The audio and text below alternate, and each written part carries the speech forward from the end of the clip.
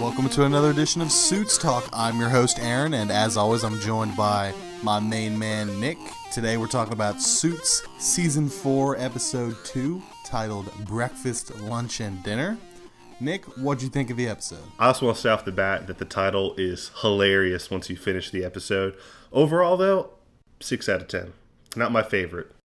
6 out of 10. Yep, not my favorite. It's one of the slower episodes, I think. Didn't really have much going on.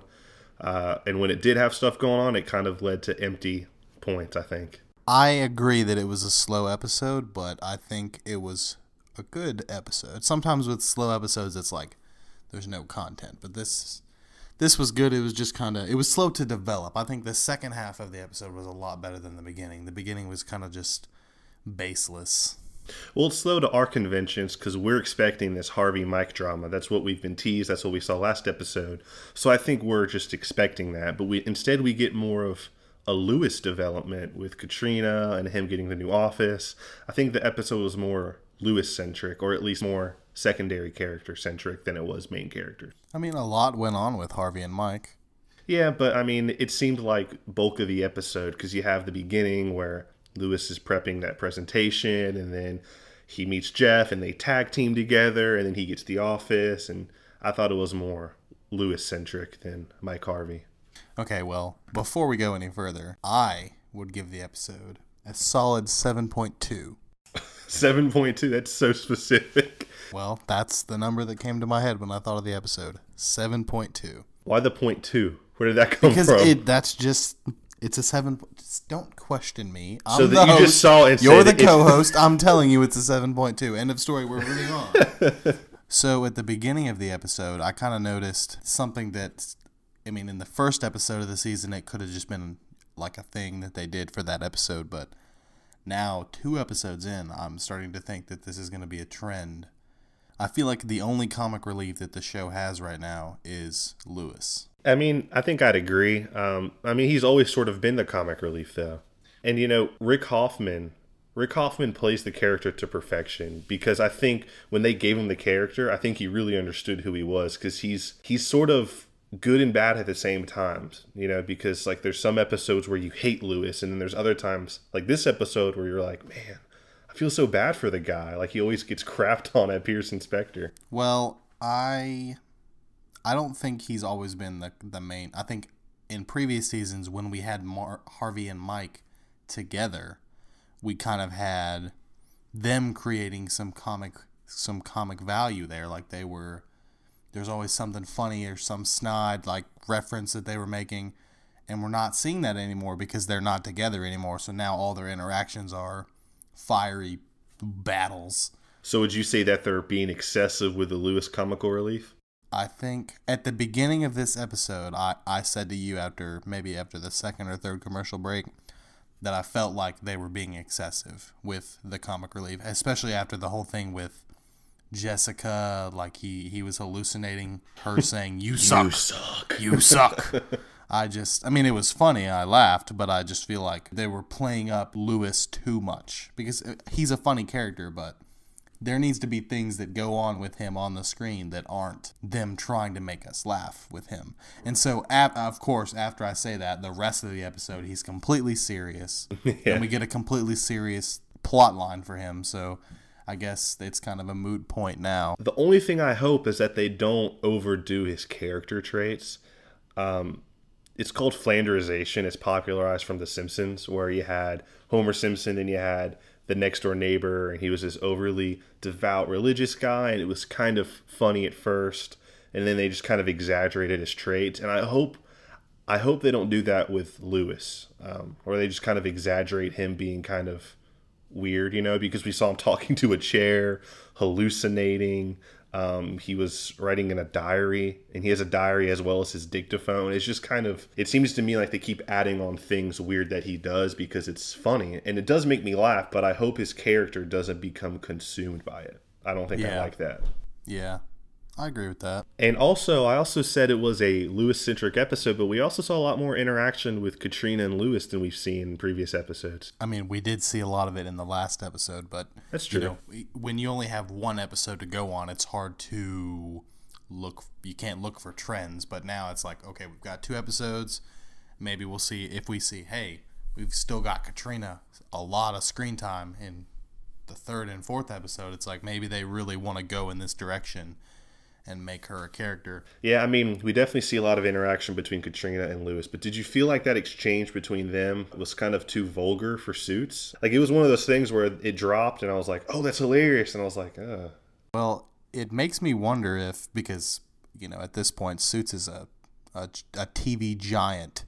It makes me wonder if they're kind of just saying, well, we are USA, so we can do whatever we want. I mean, pretty because much. It's funny, the title of the episode is Breakfast, Lunch, and Dinner. And if you're listening to this and you've seen the episode, I'm sure you know why. And it's so funny that, that they would add that line, even though he was talking about chicken. It's funny that they would add that line and then make it like a big deal. Like they name the episode after that, and they have all these pictures on Twitter, and it's just.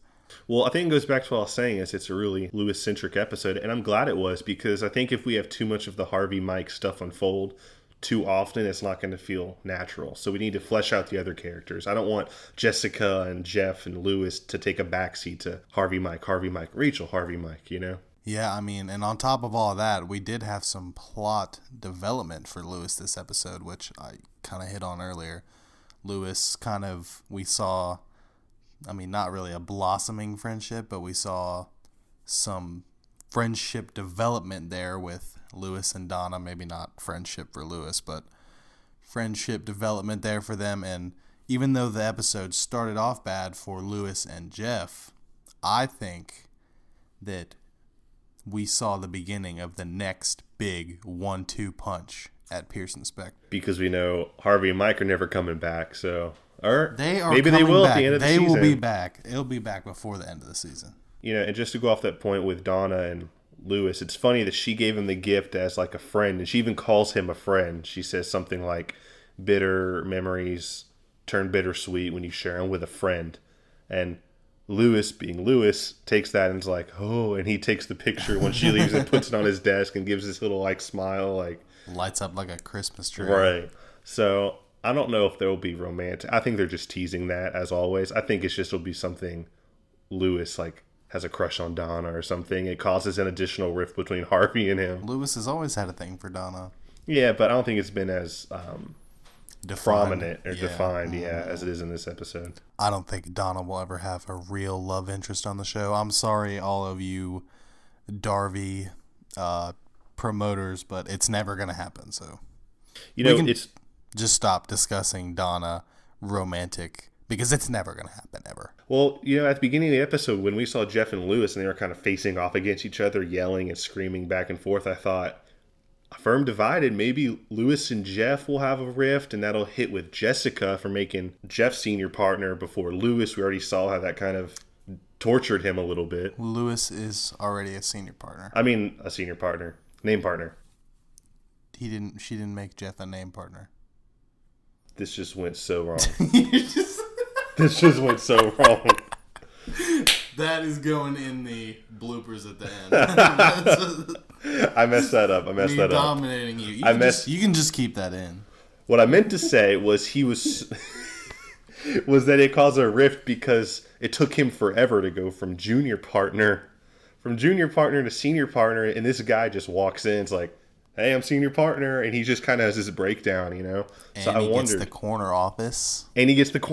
And I wondered if that caused a rift with Lewis and Jessica, and then Donna has to come and mediate that so that he gets the corner office. So you seriously thought that at the beginning of this episode, after all that they would really base the entire season off of Lewis and Jeff dividing the firm? No. Because that's the theme for the season. No, what I was saying is that, the theme for the season is a firm divided, and that might just be a tagline to play up the Mike and Harvey. But I thought something might happen with other characters. I thought maybe Jeff and Lewis would start something between Lewis and Jessica, Gotcha. Because we already know he's kind of bitter about him taking so long to become a senior partner, and this guy just walks in. Like multiple divisions of the firm. That's what you meant. Yeah. All right, so moving on from Lewis, we got some stuff with Mike. Now, last episode, you talked about the noticeable change in Mike's appearance with his tie. What did you think about his appearance in this episode? I didn't really notice anything at the beginning. He didn't really have anything special going on, but I first noticed when he went into that meeting with Harvey and what's that guy's name? Whatever, the guy that Rachel... Logan Sanders. Logan Sanders, yeah, him. When he first went into the meeting with Logan and Harvey, he had on like a baller silk suit, and he had on another tie that was just untraditional for Mike, because, you know, in the last few seasons, for him it was, I talked about this last time, but for him it was always black or gray or just a little baby tie, and he's wearing these baller like silky like red, maroon, or blue ties that really pop. And I wonder if this is like intentional, like he is graduated into legit suits. Yeah, I mean, he definitely has a noticeable change in appearance. The first time they met, the first time Logan and Mike met face to face, which, by the way, I knew that was a bad idea as soon as they sat down. I knew something was going to erupt. Actually, the first time they met face to face was in the bathroom, not when they sat down at the table. In the deposition, I mean. Uh-huh. I should probably clarify when I'm podcasting, because I got confused twice now. Go ahead and put these little like snippets up after you've already said what you meant to say. Anyways, but yeah, so when they sat down for the deposition, I knew something bad was going to happen, and it's almost like they were talking in code, like they were talking about the business deal, but they were both alluding to Rachel, kind of, when Logan said, you know, I take what I want and I get what I want, and I can tell Mike understood what he meant. He was getting all pissed off about it, and I love how Mike ends it. Mike ends it by taking the papers and be like, throwing it. "We're done here," and just walks out. I sort of got the same vibe about Logan with talking about Rachel, but then at the same time, I wonder if that is just the writers trying to tease us, because I think it's possible that we could see like some sort of like thing where Rachel's like, "Oh my gosh, I could go back to Logan," or whatever, but I know going into the season, that was one of the things that we said was going to happen, was going to be, well, Mike's going to have some sort of rift with Rachel over him and another girl, or her and another guy. And I'm starting to think now, based on the short interaction that Rachel and Logan had, that I just don't think that's going to be a plot that they explore. Honestly, I can confidently say I really will be disappointed if Rachel goes back with Logan or tries to, because he just seems really like a scumbag. I mean, yeah, but he's a billionaire. He just seems to be everything bad about a person. Well, he cheated on his wife with her, so I don't know why she'd be interested. Yeah, so for her to go back would be like a downgrade in her character almost. In the flashback, I think she's smarter than that. In the beginning of the episode, he seemed very sweet to her in the flashback. So because she's his side chick, of course she's nice to her. Meanwhile, his wife's at home like, "Honey, where are you?" It's a meeting, baby. He's like, "Hey, Rachel." Yeah. I don't think he's a bad guy. I just think he's misunderstood. Oh, playing the defense with Logan Sanders, are you? I see how it is. Okay, well, I want to talk about something that we haven't really talked about in any of our podcasts. What do you think of the direction of the show? Like how the directors did? I noticed the episode was shot very different from the other episodes were. Did you get the same vibe? Yeah, I feel like I want to. This isn't something that I've like done a lot of research on, like looking at the various directors that we have for the show, and I know some of the writers, but I feel like, especially in this episode, but even in the last episode, we just kind of got some like weird stuff going on the screen, like with the Lewis hallucination with Jessica saying he sucks, and just like how they were like zooming in on her lips, and then the way that the flashback was interwoven, but it was only like 15 or 20 seconds. It's just not stuff that we've seen before from the show, which is good because we want to keep it fresh. But yeah, I mean, I definitely agree with you. I thought the shot of Lewis having his little panic attack almost, with the mouth being like, "You suck, Lewis." It was very strange for Suits, and a lot of things felt off about the episode with the vulgarity of it and the direction style. It seemed kind of off, but I don't dislike it. I think it was interesting. I like that it was fresh. Well, it's weird because, I mean, the whole season is kind of like the show is going in a direction that it hasn't been before, because in the previous seasons, Mike was at Pearson Specter, and Mike and Harvey are a team, and now it's Mike and Harvey are against each other, and we're seeing weird directing things, and the show is, as usual, great because we have a great set of writers and a great staff and a great group of actors with the show, but it's just like they're going in a new direction. Maybe not a totally new direction, obviously, but they're trying new things with the show, which is good because it keeps the show not feeling repetitive, which is something that you see in a lot of show, like especially lawyer shows. That's that stuff like Law and Order bores me to tears. Law and Order. Tears. That's the first thing that came to my mind. Law and Order. Ding ding. Oh my god, every episode. Oh my god, I'm getting a headache thinking about it. But the cinematography, one thing I pay attention to in a lot of TV shows and movies is the cinematography, and I can tell they're kind of putting this dark filter on the show. It seems really dark now. Can you, for us uneducated listeners, what in the hell is cinematography? Cinematography is just kind of how it's shot and composed, like the filters they put on it, the shots they use, why they use the shots. You can tell when you watch the show from season 1, 2, and then you watch 3 and 4, the tone to it with just the picture, not the story or the characters, just the tone of the picture looks kind of darker. And I mean, while it's not getting darker as a show, we're seeing it kind of get more serious. I wonder if it's supposed to just kind of amplify that in us. Yeah, like this picture that we have on the screen right now, it's very dark. Yeah, is that what you mean? Yeah, and a lot of scenes at nighttime. I think we saw daytime like maybe 1 or 2 times in this episode when Harvey was getting his hot dog. Well, I mean, they were inside during daytime all the time. Yeah, but I mean, it just feels different. But I also read into cinematography a lot, so maybe I'm just reading too much into it. But who knows? Nick's brief glance into cinematography. We'll explore this multiple times throughout the season. Not really. Nobody cares. Well, I care, and it'll always be interesting. So keep that. Well, just make sure if you really care about Nick's cinematography, then let us know. Otherwise, we'll cut that segment. Anyways, moving on to the really important stuff. The big one. The big fish. So obviously, the show this season is about Mike versus Harvey.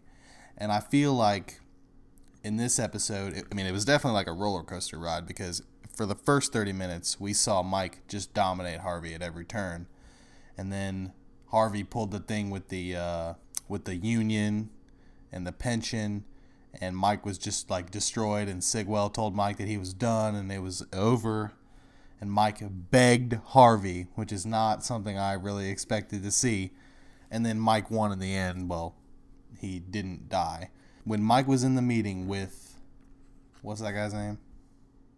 Walter Gillis. Walter Gillis. When Mike was in his office, he is basically like, it's going exactly like he thought it was going to go.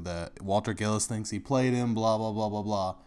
And then Mike, like his compassionate side comes out, and he calls him a crockety old man or whatever. And it kind of hit me there, like especially after like Gillis just kind of like sat down, and after that they kind of figured out what they were going to do. And even though he didn't really forgive him, Mike made it out alive, and it just made me I feel like I realized what they're going to do with this season with Mike versus Harvey. I feel like we're going to see, because especially in the end of season 3 and now in season 4, we're seeing that Harvey is becoming the bad guy. Like, this is some like Harvey Two-Face stuff, like Batman style, like die a hero or live long enough to see yourself become the villain. Harvey is becoming the villain. He's becoming a bad guy, and Mike is becoming the antithesis of Harvey. He's the anti-Harvey. He's going to win as much as Harvey through compassion. That's what I think. I couldn't agree more, and this is why. The show, when they first teamed up together in the first season, they had a big conflict between, not a big conflict, I say big, but originally Mike had an issue with how Harvey did business, because Harvey always closed. He never went to court. He always got someone to settle.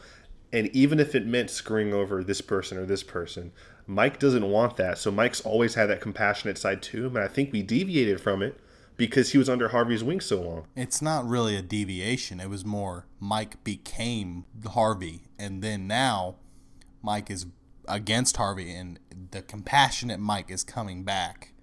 And I think, like I told you in the last episode, the good guy will win. And the good guy is Mike Ross. Well, it's weird because you think Harvey's a main character too, and we think of him as a good guy, but you got to remember that Pearson Specter has been through a lot of stuff. They're under investigation by the SEC. Something's up there.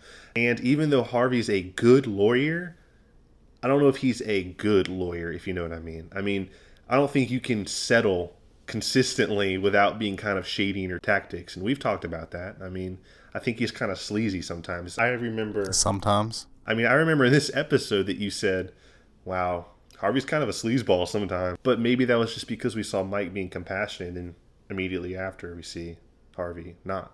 Maybe it puts it into perspective. Well, I think there's no doubting that even though we love him, Harvey is definitely a sleazeball. No, I mean, I think sleazeball might be a bit rough of a word to call him. I think he just gets the work done by any means. A sleazeball would be like Cameron Dennis, that's like burying evidence and a criminal just to get his way. I think didn't Harvey say he was a criminal. I just said he was a sleazeball. There's a difference. But I was comparing him to Cameron Dennis. But it's funny that Harvey hates Cameron Dennis so much, but he acts like him. I think that's funny. Oh, that's so funny. I'm laughing. Ha ha. All right, bro. I see how it is. I think it's funny. I think it's ironic, and that's what humor is, Aaron. So I had to explain cinematography to you. Do I have to explain humor now too? No, I don't. I don't. That's what I thought. That's what I thought. That's what I thought. Irony is funny. Absolutely nothing about humor. Okay. And I think that's well established. Okay, well, I think we've hit on all of our points. You have anything else you want to throw in about this episode? One thing, and it's also humor, so you can take that one and shove it. I like when Mike summons Harvey at the hot dog stand, where Harvey always is. Like, we've seen him there in several episodes. He turns around and is like, hey, Mike, how's it going? He's like, you are summoned. And it kind of hits Harvey like, wow, Mike's really being serious about this. I don't think he took it seriously until that happened. He's like, wow, I got to go to court. Yeah. It kind of like ruined his day. I thought that was funny. But other than that, I don't have any other comments. I thought it was an okay episode. Okay, well, I thought it was an above average episode because it was a 7.2.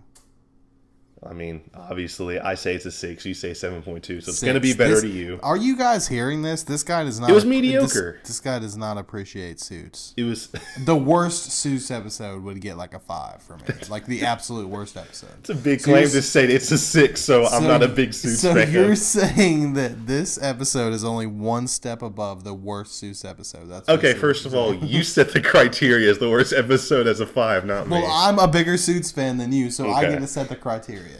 We'll settle this off the record because I don't want our fans. Your fans. They're your fans. Because I don't want our fans to hear me torch you. So I'll just settle this off the record. Or you just are unable to torch me. We'll see about that. Okay. Anyways, back to the ending. We are out of here. We will talk to you guys next week for Season 4, Episode 3. I can't wait. I know Nick can't wait. I can wait if it's going to be mediocre. I had to do it. Oh my God. Just no. Okay. I had to do it. Bye, guys. As always, you can follow us at Suits Podcast on Twitter. You guys have a good one. We'll see you next Thursday night. So you really think that this episode was only one step above the worst Suits episode? Okay, like I said, you said the criteria for the worst Suits episode, not me. I never said 5 out of 10 was the worst. Okay, well, I'm the host of the officially unofficial. And I'm the producer. Suits I can do what I want. No, I'm the host. I can do what I want. Co-host. I'm the important one. I'm the They co-host. come for me. I manage the Twitter. I manage our podcast. I thought you wanted to be calm.